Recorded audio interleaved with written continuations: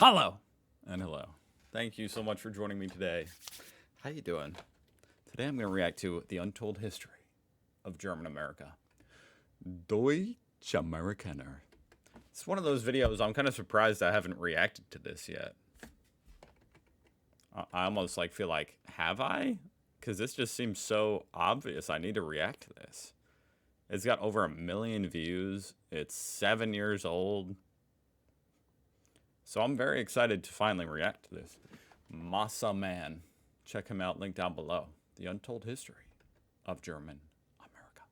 I just went through my videos just to make sure. I was thinking, wait, have I reacted to this? Like, how have I not? But whatever. Apparently I haven't. Massa Man. Link down below, check him out. Let's do it. The United States of America is one of the world's most influential countries, an Anglo nation with an English-based culture and British heritage. Or is it? Most Americans today speak English as their first language, and their culture is fairly homogeneous throughout the country when compared to other large nations, but it's no secret that Americans have a plethora of origins from outside the British Isles. But it would surprise many to learn that according to the census data released by the United States... You know, now that you mentioned it is a little bit interesting how cohesive, relatively, American culture is, considering how diverse, you know, all the sources of immigrants are, and it's a very young country. States government on ethnic self-identification, the largest... This is how the map should be. America right in the middle. This is actually kind of trippy to look at it like that. Released by the United States government on ethnic self-identification, the largest heritage in the country would actually be from the nation of Germany, not England, which is the basis of this video. Maps are... That is mind-blowing. Usually a pretty good way to picture these sorts of things, and thankfully there are a litany of maps on the ethnic origins of the people of the United States, and as you can see in all of them, Germans seemingly dominate in terms of area they take up, but the real situation is much more complicated and interesting than these maps would suggest, because not only are most of these areas themselves... Oh, look at that. Almost all of Indiana. Largest ancestry, German. This is Indiana, by the way.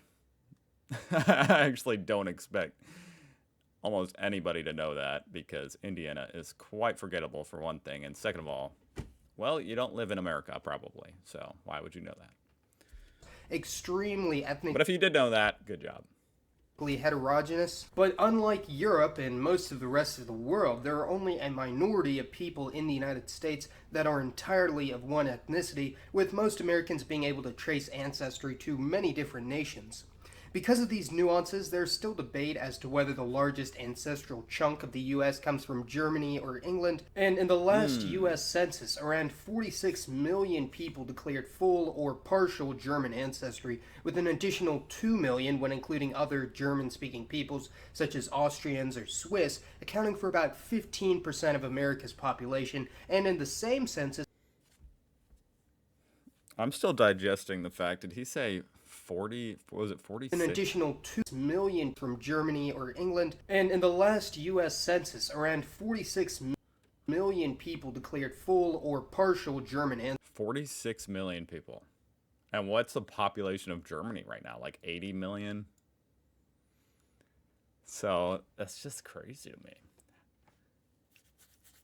There's half the population of Germany, that size, that amount of people, have German ancestry here in America.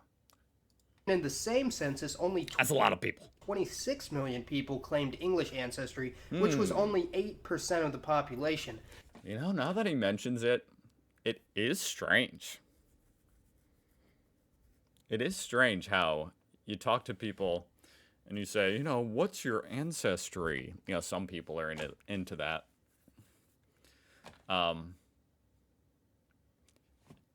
You hear Italian, Scottish, Hungarian, German. You do not hear English very often. In fact, I've never heard anyone ever say English, which is very strange to me, now that I think about it. However, since 1990, the United Irish, Scottish, but never English. States Census has allowed its citizens to identify ethnically as American, and we're not talking about natives here. This is a very complex topic, so I'll save it for a future video, but the majority Map of those that identify solely as American. That's an interesting fact. I mean, it's unsurprisingly kind of the southern United States, you know. American. I'm an American. But it is also kind of just centered here in the, I don't know, like Midwest. So, I don't know. That's just an interesting thing. What would that be? Virginia? majority of those that That makes sense. identify as American rather than a European. You would almost think Texas would be more like red. Like, yeah, I'm American. Maybe they identify as Texan. I'm not American. I'm Texan. European ethnic group are overwhelmingly That's how Texan people are. British stock, and they numbered around 21 million people, which would bring up the total number of Americans with English ancestry to almost equal with the Germans. And indeed, before the 1990 census, when American was given as an option for ethnicity, those that self-identified as English were the largest group in the United States. So, in all likelihood, even though there are more Americans with at least some English ancestry, there are more people of pure German ancestry than pure English ancestry. But I'm still just blown away that no one ever says, yeah, I have English ancestry. I don't know why that is. how did this come to be the case? Aw, look at this. I like this little outfit. Even though the United States was founded by Englishmen and they did dominate early on in the country, they did allow immigration from other regions of Europe, with there being a moderate wave of Germans entering the colonies in the late 1600s, mostly settling in the state of Pennsylvania, which had the first major German settlement in North America. That makes sense because there's still, you know, a lot of Dutch and Amish roots in Pennsylvania to this day. Germantown in Philadelphia. One of the most famous cases of a large group of Germans settling in America were the Hessian soldiers, recruited from the Landgrafschaft of Hesse-Kassel in the Holy Roman Empire, and they fought for the British during the American Revolutionary War until their defeat by George Washington after his crossing of the Delaware River, and at least 3,000 of the captured Hessians ended up settling in Pennsylvania. By the year 1790, which was the first census year for the United States since independence, Germans made up around... So when he says Hessian, is that... I don't know how to pronounce this. Oh. Hessen. Oh! There you go. Okay. Yeah, that makes sense. made up around 7% of the population of the I was just making sure that was the same thing. States and up to 1/3 of the state of Pennsylvania, and many villages and towns in western Pennsylvania retained their German heritage by teaching the German language to their youth and building Lutheran churches. Now, you also have the Pennsylvania Dutch, a subgroup of German Americans in eastern Pennsylvania, and their exonym is a bit of a misnomer, saying how they're not actually descended from the Dutch at all, but from German immigrants from Rhineland-Palatinate who formed their own identity north of Philadelphia, a region known as Pennsylvania Dutch Country or Deutschamerikaner. Another notable German group in Pennsylvania would be the Amish, and although many Amish might identify as Pennsylvania Dutch and vice versa, the two terms are not interchangeable, with the Amish having a very distinct religious practice, along with other cultural traditions such as the rejection of mainstream technology and isolation from American culture, which is where you'll find some of the last remaining monolingual German speakers in the United States. The Amish are essentially a snapshot of 19th century German American society, seeing how they have the... It is really fascinating. Growing up, for whatever reason, I don't know why, I guess maybe I was just stupid. I just never put two and two together that Amish was like a German thing. It just never clicked in my brain at all. I thought it was just its own thing. I didn't notice that, you know, the garb was similar. I just didn't notice. But now that I know that makes a lot more sense. The highest birth rate of nearly any group in the country, around 7 children per woman, which is on par with the African country of Niger, and are the only group in the United States that are exempt from Social Security tax, saying how their traditional family roles call for taking care of their own elderly. I assume they don't get Social Security if they don't get taxed for it. That's actually fascinating. I didn't know that. They don't get Social Security? That's fascinating. I don't even know what to think about that. That's so wild. How can something that applies to everyone else in the country by law, it's just like, oh yeah, these people, they're exempt. What? Now, I mean, I don't know. I probably would keep my Social Security. You know, I mean, the way it works over here in America is you get taxed. It's a big tax. Okay, it's not a small tax. It's a big tax. A huge portion of your income is taxed for Social Security, and then, you know, you get your Social Security benefits when you're older. Although someone like me, people under a certain age, they're like, oh, we're not sure if we're going to have the money when you're older. We're not yeah. We might run out. Don't know. So I would consider not taking part in it if maybe I need to become Amish. like this map of American ancestry because it shows how connected most Americans are, with many Pennsylvanians migrating west to the Midwest during the period of American expansionism. As more Americans moved west from the original colonies, they were joined later on by immigrants from Europe, and the largest phase of German migration to America also occurred during this time, with migration skyrocketing after the 1840s, mostly settling in the Midwest states west of Pennsylvania, such as Ohio, Michigan, Illinois, and Wisconsin. What about Indiana, dude? How are you going to mention that? You're going to go from Ohio on one side of Indiana to Illinois on the other. Come on, man. This is what I'm talking about, saying Indiana's forgotten. And they mostly either founded their own towns or integrated with already existing German settlements. German immigrants and American-born... It's so cool. I mean, it makes so much sense because here in Indiana, there are towns with German names. You know, and it's crazy. It's crazy. I mean, it's so fascinating to me. Germans were... There's one right next to where I live. Also joined by Austrian immigrants from the Austrian Empire who settled in pretty much the same area, as well as the Swiss who mostly went to Utah. And when comparing the climates of Utah and Switzerland, it actually makes a lot of sense. In the 1800s, ethnic Germans might or might not have assimilated with Anglo-American settlements in the same region, with many opting instead to integrate with other Germanic groups, especially the Dutch, Norwegians, and other Scandinavians. During this period, German culture and language was abound around the Great Lakes region, with German being the largest minority language in the country for over 100 years, spreading out even...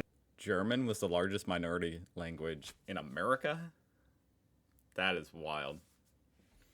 I mean, obviously, that makes sense, given the history, but so few people speak German today. What happened? It's all Spanish now. Which obviously makes sense, given Mexico. And there's a large amount of immigration from Mexico, so yeah. But the German has really died off.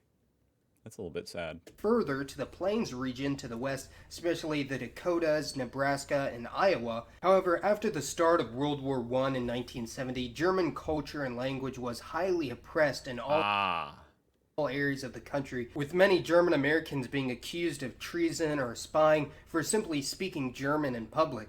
This caused the sharp decline in immigration from Germany. That's pretty fascinating. What's kind of interesting is, you know, over here in America, part of our dark past, you know, one of the big significant beats in the America's dark past is the internment camps for Japanese Americans during World War II. I'm a little bit surprised we didn't have internment camps for German Americans.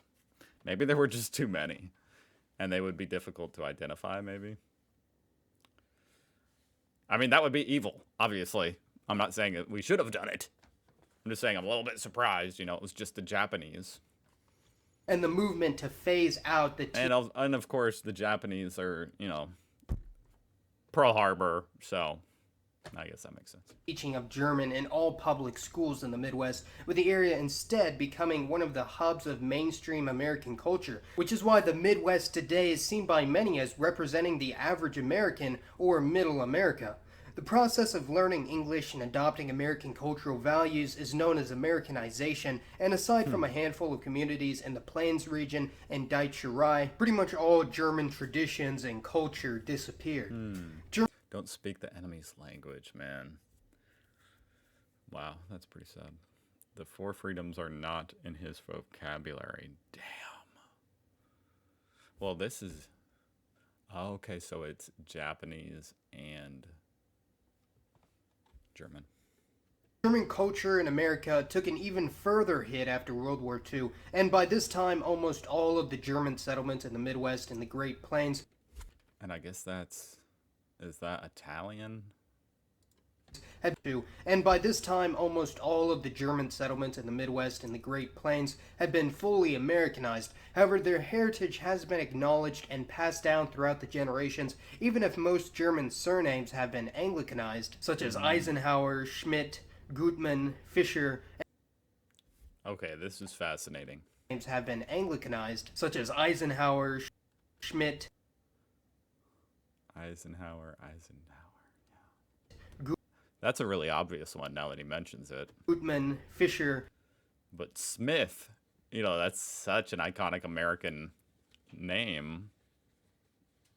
I would have thought it was from Britain, but no, Schmidt. Okay. And many others. Goodman. I knew a Goodman. How cool. Gutmann. Today, there are no U.S. And Fisher. Oh my god. You couldn't get a more, like, American-sounding name. Hunter Fisher. My name's Hunter Fisher. And that's a German name, huh? states that have any ethnic majority, meaning that in every single state, no group makes up over 50%. And this is true for Germans as well, though some states do come pretty close, such as North Dakota, South Dakota. You know what's really fascinating? I hate to interrupt this dude with something totally irrelevant, but these maps are so fascinating to me. I need to react to just a bunch of maps. These, like, statistical maps. As well, though some states do come pretty close, such as North Dakota, South Dakota. Look at that. Little parts of Indiana, more than 50% German roots. Nebraska and Wisconsin, where Germans make up over 40% of the population, which makes them the most ethnically homogenous states in all of America, although they themselves are still extremely ethnically diverse when compared to any European country. When mapping out the largest European ethnicity by state, it's easy to see just how much Germans dominate in the north and west of the country, with there being 23 states with the German plurality, 17 that are English, almost all in the south and in New England, 3 are Irish, all in the northeast, 3 are Italian, the 3 states around the New York City metropolitan area, 3 are Spanish, all in the southwest, and 1 is French, that being Louisiana. I would have lost all my money. I would have lost all my money if you asked, is French the plurality ancestry in Louisiana? I would have said, I'll bet my life savings and my future retirement. No. 3 are Spanish, all in the southwest, and 1 is French, that being Louisiana. The German concentration in the United States is fairly contiguous, except for 2 main exceptions. That being central Texas and southern Florida, with the highest concentration spanning the northern half of the country in an area known as the German Belt, stretching from Pennsylvania all the way to California. And the area of lowest concentration would be in the deep south, with the state with the lowest percentage of Germans being Mississippi. Germans had been moving to Texas since before Texas was even a part of the U.S., or had declared independence from Mexico, with it also being of note that Germans also settled in areas of modern northern Mexico, and today Germans in central Texas have their own unique culture forged from its proximity to Mexico and the southern United States. It's also important to note that because of the there's like one town left in America that speaks German, and it's in Texas. Proximity to Mexico and the southern United States. It's also important to note that because of the proximity and high degree of integration between Canada and the United States, the North American German Belt doesn't terminate at the 49th parallel that divides the two countries, with Germans being the largest ethnic group in the province of Saskatchewan, as well as many other areas of the Canadian prairies such as Alberta and Manitoba. The German-Canadian community is much smaller than the American one and has a much less extensive history, with most Germans in the prairie regions coming from the Russian Empire directly before World War I, or from American immigrants of German descent from the Midwest and Plains region, seeing how the border was far more porous during the pioneer era. The German Belt today is an extremely diverse region of North America, having minorities of ethnic Scandinavians, English, many Slavic groups, along with countless Native American tribes. And although the region today is undoubtedly the whitest area in the country, it also has the largest proportion of Native Americans in the continental US. The German Belt actually spans an area of 1.5 million square miles, 11 times larger than the country of Germany itself, and the German Wow. population So in that one way, America's more German than Germany.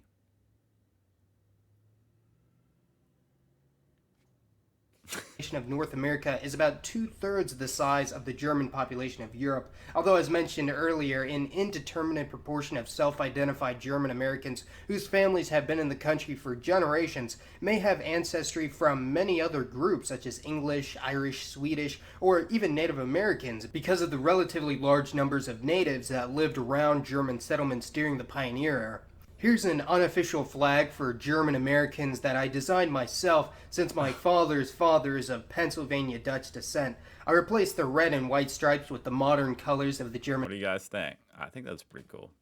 flag, along with adding the insignia for the German coat of arms with the 23 stars representing the 23 states where Germans are the largest European ethnic group. Although German culture and language is no longer very relevant in mainstream American society, the heritage and spirit of those original German pioneers still lives on in many Americans to this day. And whether Hell their yeah. ancestors were farmers, miners, or even soldiers that initially came to this country to fight against us, their legacy and impact on American identity is one of the most extensive of any group in the world. Be sure to let me know your thoughts on German Americans and German American history.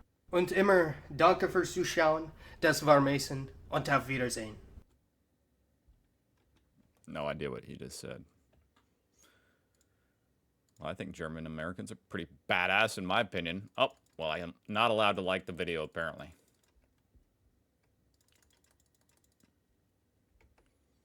But I could if I would. I would if I could, I should say. Thank you so much for watching. Imagine how many relatives killed each other during the war without knowing they were family of the same heritage. Disturbing thought. Fascinating. That was really, really great. Check out his channel, Massa Man, link down below. Thank you so much for watching, guys. I'll see you tomorrow.